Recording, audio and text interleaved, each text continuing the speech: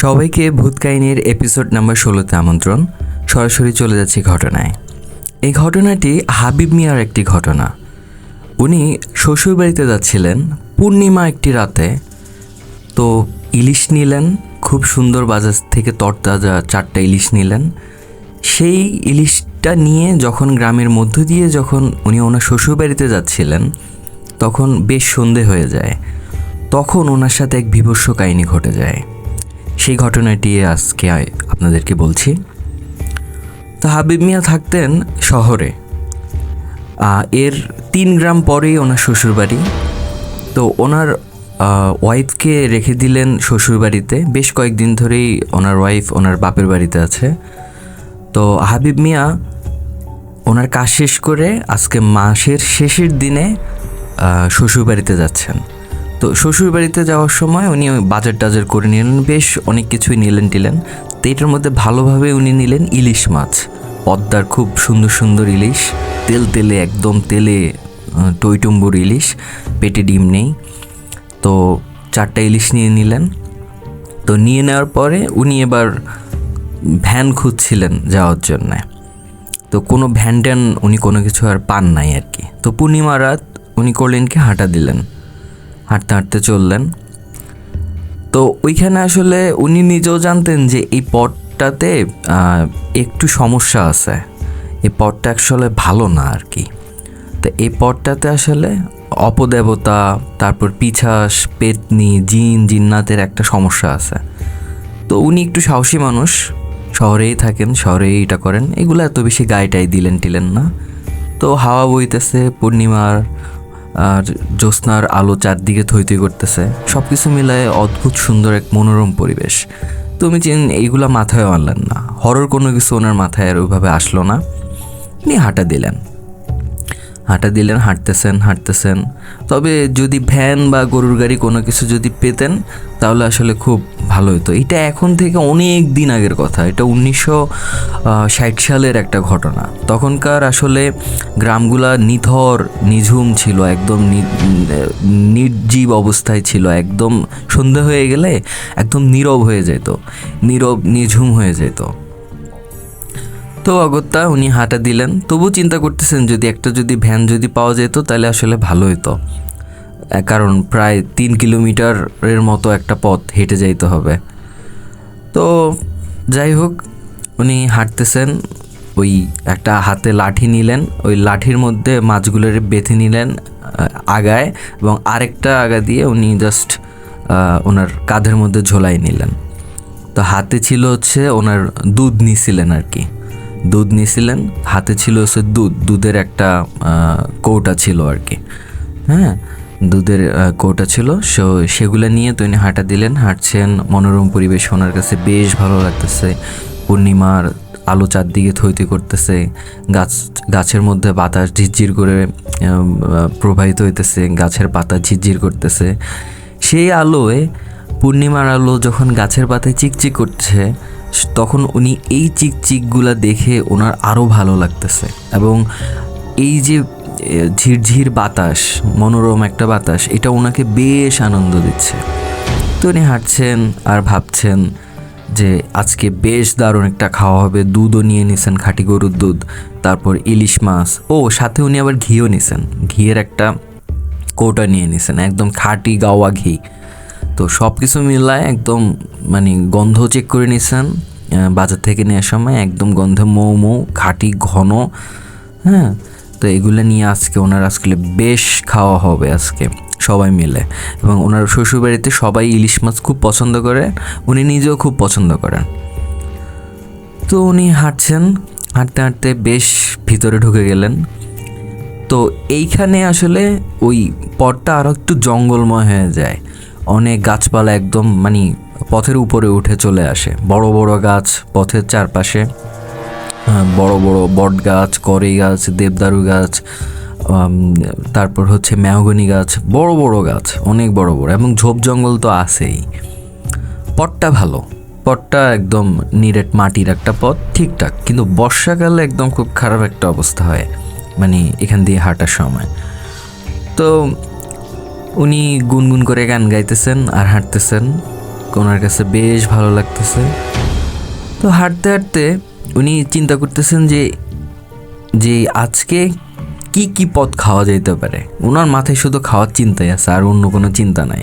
যে আজকে ওনার ওয়াইফরে দেখতে যাবেন, সেটার জন্য ওনার মন ফুরফুরে, সবার সাথে দেখা হবে শ্বশুরবাড়ি সবার সাথে, তার জন্য বেশ ভালো। কারণ ওনার নিজের বাপের দিকের আসলে তেমন কেউ নাই, উনি আসলে শ্বশুরবাড়ি নিয়েই আসলে ওনার পরিবারময় আর কি।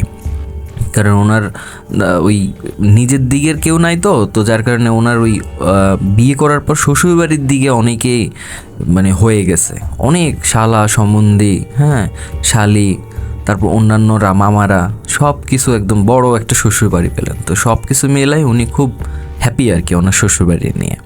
তো ওনার শ্বশুরও আসলে বেশ ওইখানের নামি দামি একজন মানুষ। তো উনি হাঁটতেছেন আর চিন্তা করতেছেন, হাঁটতেছেন আর চিন্তা করতেছেন। তো ভিতরে বেশ কয়েকটা জায়গা আছে, এগুলা কথিত আছে এই জায়গাগুলো আসলে পোড়া বাড়ি পড়ে। মানে এই পোড়ো বাড়িগুলোর মধ্যে মানে ছাড়া বাড়ি আর কি, কোনো মানুষজন থাকে না, আরও আগে থাকতো। তো সেখানে আসলে বড় বড় গাছ হয়ে আছে, জঙ্গল হয়ে আছে, আর অনেকগুলো বাড়ি খালি পড়ে আছে, ভাঙাময়, এরকম কেউ বাস করে না। তো ওইখান দিয়ে বলা হয় যে ওইখানে আসলে পেতনি আছে, হ্যাঁ পেতনি আছে, জিন্নাত আছে, এদেরকে পিশাচ আছে, হ্যাঁ এরা নাকি ওই সব জায়গায় থাকে। এখন উনি খোলা মাছ নিয়ে যাইতেছেন, এভাবে একটু ওনার গা শিরশির করে উঠলো ওইখান দিয়ে যখন আসতে ওই অঞ্চলটাতে উনি প্রবেশ করলেন। পা যখন দিলেন তখন ওই দেখলেন চারিদিকে মনে হইতেছে যে গাছপালা ওনারে গিলে খাবে।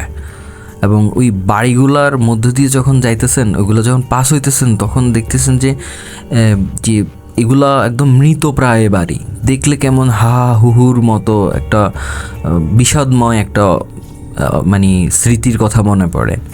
তো উনি তাকাইলেন, তো উনি ওনার পথ দিয়ে হাঁটা দিলেন। হঠাৎ উনি খেয়াল করলেন যে এক গাছ থেকে এক গাছে কি জানি ঝাঁপায় ঝাঁপায় যাইতেছে। উনি যখনই দাঁড়ায় গেছেন, ওই জিনিসটাও দাঁড়ায় গেছে উপরে, হ্যাঁ আর যাচ্ছে না। উনি আবার যখন চলতেছেন, ওইটাও ডালপাড়া ভেদ করে কি একটা জানি, হ্যাঁ একটা জন্তুর মতো যাইতেছেন। উনি মনে করছেন যে এটা আসলে কাঠবিড়াল বা অন্য কিছু একটা হবে, যেগুলা এরকম থাকে আর কি, বিড়াল টাইপের কাছে কাছে থাকে। তো উনি মনে করছেন ওই ধরনের কিছু। পরবর্তীতে উনি খেয়াল করেন যে এটা আরও বিশাল আকৃতির কোনো কিছু, হ্যাঁ বানর টাইপের আকৃতির কোনো কিছু। তো উনি চিন্তা করলেন এখানে তো কোনো বানর কখনো ছিল না, কোনো এই কুসমিন কালো কখনো ছিল না। তো উনি একটু ধরপড় খেয়ে গেলেন, দেখলেন যে উল্টা হয়ে একটা নারী অবয়ব ঝুলে ঝুলে ঝুলে ঝুলে ঝুলে ঝুলে হ্যাঁ ওনার কাছাকাছি আসতেছে। এইটা দেখে তো হাবিব মিয়ার আত্মা খাঁচারাম অবস্থা, আত্মা একদম খাঁচা ছাড়া অবস্থা হয়ে যায়, হ্যাঁ খুব মানে ভয় পেয়ে যান, পালপিটেশন বেড়ে যায়, ঘামাইতে থাকেন, এবং উনি বেশ ভয় পেয়ে যান। ওনার মনে হয় যে পায়ের থেকে মাটি সরে গেছে। তো উনি করলেন কি, কাছাকাছি আসলেন। তো ওই যে পেতনিটা, ওইটা এবার কাছে এসে চুপ করে ওনার সামনে নামলো। উনি দেখতেছেন ওই পেতনিটা বড় বড় নখ, কালচে রঙের নখ, চুলগুলো একদম উঠতেছে বাতাসে সাপদের মতো, এক একটা চুলের গোছা মনে হইতেছে এক একটা বিষাক্ত সাপের মতো ফনা ধরে আছে, এবং চোখগুলা লাল লাল জ্বলতেছে, একদম জ্বলন্ত চোখ। তো ওনারে জিজ্ঞেস হলো, কিরে তুই একাই ঘি মাছ দুধ নিয়ে যাবি, আমারে দিবি না? আমারে দে, ঠিক আছে আমারে দুইটা দিয়ে দে। এবার হাবিব মিয়া তো মানে ওইখানে অজ্ঞান হয়ে যেতেছেন আস্তে আস্তে। উনি করলেন কি, দিলেন একদম সব কিছু নিয়ে একটা দৌড় দিলেন। দৌড় দেওয়ার সময় কিছু দূর উনি গিয়ে হঠাৎ দেখেন যে ওনার পিছনে ওই জিনিসটা ঝাঁপায়ে ওনার পিঠের মধ্যে পড়ছে। উনি সহ হুমড়ি খেয়ে পড়ছেন। হুমড়ি খেয়ে পড়ে উনি গড়াগড়ি খাইছেন। তারপর উনি আবার উঠে দাঁড়ায় ওই মাছ টাছ ওইগুলো আসলে উনি ফেলে টেলে উনি দৌড় দিলেন। দৌড় দেওয়ার পরে উনি সামনে জঙ্গলে যায় বেড়ায় টেড়ায় একদম চিৎপটাং হয়ে পড়লেন, এবং পড়ার পরে উনি একদম ফেইন্ট হয়ে গেলেন, একদম অজ্ঞান। ওনার আর কোনো জ্ঞান ট্যান থাকে না, কোনো শোধবোধ কোনো কিছু থাকে না। তো উনি ওই আগে থেকে জানায় রাখছিলেন যে আজকে রাতে উনি আসবেন আর কি, জানাই রাখছিলেন। তো ওনারাও ওয়েট করতেছেন ওনার শ্বশুরবাড়ি থেকে। তো যত আসলে রাত হইতেছে দেখে যে ওনাদের আসলে জামাই আর আসে না। তো ওনারাও ভিতরে ভয় পাইতেছেন যে কি হয়েছে না কি হয়েছে। তো ওনারা ওনাদের লোকজন নিয়ে দল বলে ওনারা ওই বাজারের দিকে যাওয়া শুরু করলেন। হ্যাঁ, হাতে লাঠি তারপর হারিকেন এগুলো নিয়ে যাওয়া শুরু করলেন। ওনারা সন্দেহ করছেন যে কিছু একটা উল্টাপাল্টা ঘটছে। আজকে আরও মাসের শেষের দিকের সময়, এই সময় আসলে নিস্তব্ধ থাকে, মানুষজন শহর থেকে আসে এবং ওই পেতনি জিন পিছাস এগুলা খুব ওত পেতে থাকে মানুষ থেকে কোনো কিছু খাবার টাবার কেড়ে নেওয়ার জন্য। তো ওরা যাইতে ওই জায়গায় আসছে আর এরকম দেখছে যে একজনরে গাছের উপরে ঝুলে আছে একটা ডালের মধ্যে। তো তাড়াতাড়ি ওরা দেখে চিনতে পারলো, টর্চ মারার পরে দেখে চিনতে পারলো এটা ওনাদের জামাই, রক্ত পড়তেছে টিপ টিপ টিপ টিপ টিপ টিপ করে। তাড়াতাড়ি করে মানুষজনরে উঠায় ওনারে নামাইলেন, দেখছেন যে মারা যায়নি, এখনও জীবিত আছে। তাড়াতাড়ি ওনারে নিয়ে গেলেন, বদ্যি টদ্দি ডাকলেন, তারপর কবিরাজ ডাকলেন, হুজুর ডাকলেন, সবাই এসে ওনারে সেবা শুশ্রূষা করলো। ওনার তো জ্ঞান ফিরে না। ভোরের দিকে শেষ রাতের দিকে এসে ওনার জ্ঞান ফিরলো। তো ওনারে বলে কি হয়েছে, তখন কোনোভাবে উনি বলেন যে আমার সাথে আসলে এই জিনিসটা ঘটে গেছে, আমি এরকম পেতনি দেখছি, উভয়ে ঝুলে আসতেছে, আমার কাছে এই জিনিস চাইছে, আমি তো পড়ে গেছি এবং আমার মনে হয় ঘাড়ের মধ্যে কী জানি হাত দিছে এবং এটা চিরে দিছে। এবার ওনার ভীষণ আসলে জ্বর উঠলো। তো এই কবিরাজ এসে ওনারে ওষুধ টষুধ দিল। সকালের দিকে ওনার জ্বরটা কিছুটা ছাড়ে। তো ওই ওনার শ্বশুর উনি আবার বেশ আলেম মানুষ, রোকায়া টকায়া করেন। উনি কিন্তু ব্যাপারটা বুঝতে পারছেন যে এই ধরনের কিছু একটা ওনার হইতে পারে, কারণ ওনার সাথে অনেক জিনেদের সম্পর্ক আছে, কানেক্ট আছে।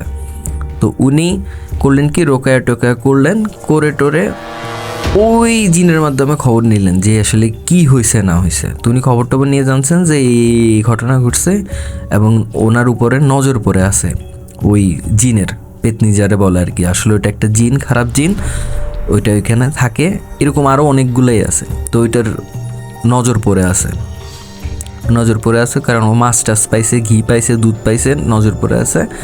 তো ওই জিনরে হাজির করে এবার বলেন যে কিরে তুই আমার জামাইরে ধরছস কেন, কি হয়েছে? তো ও বলছে যে আমি দিতে বলছি, আমারে দেয় নাই মাছ টাছ। হ্যাঁ, আমি তো দিতে বলছি আমারে মাছ টাছ, আমার তো মাছ টাছ কোনো কিছু দেয়টা নাই, ও দৌড় দিচ্ছে এগুলো নিয়ে। তখন আমার খুব মানে ধরে ফেলছি আমি ওরে, এগুলা কেড়ে নিছি, এখন এই অবস্থা। বলছে তো ওর উপরে নজর রাখছস কেন, নজর কেটে ওর থেকে চলে যায় এখান থেকে। তো উনি রুকায় টুকা করে একদম ওর শরীর জ্বালায় দিছেন, একদম মানে শরীর জ্বলে গেছে এমন। তো লাস্টে এরপরে হয়েছে কি, তো দেন এরপরে ওনারা রোকায় টোকায় করে সুস্থ করে তোলেন। তো ওই হাবিব মিয়া আর ওই বেশ কয়েকদিন আর যান না, ওনার শ্বশুরবাড়িতেই সেবা সুস্থতা গ্রহণ করেন, সুস্থ হন টন। তো লাস্টে ওনার পরবর্তীতে আর জানা যায় না আর কি, এ ধরনের আর কোনো কাহিনি টাইনি হয় না, জানলেও হয়তো উনি আর শেয়ার টেয়ার করেন না। তো এই ছিল পূর্ণিমা রাতে পেতনির পাল্লায় হাবিব মিয়া, সাথে ছিল 4টি ইলিশ আর সেই ভয়ঙ্কর একটা স্মৃতি। এই ছিল ঘটনাটি যদি একটু ভালো লেগে থাকে তাহলে চ্যানেলটি সাবস্ক্রাইব করবেন, অবশ্যই সবার সাথে শেয়ার করবেন। আর যদি ফেসবুক থেকে শুনে থাকেন তাহলে অবশ্যই ভূত কাহিনী পেজটি লাইক করবেন, ফলো করবেন এবং সবার সাথে শেয়ার করবেন। সবাইকে অসংখ্য ধন্যবাদ সাথে থাকার জন্য। Thank you so much.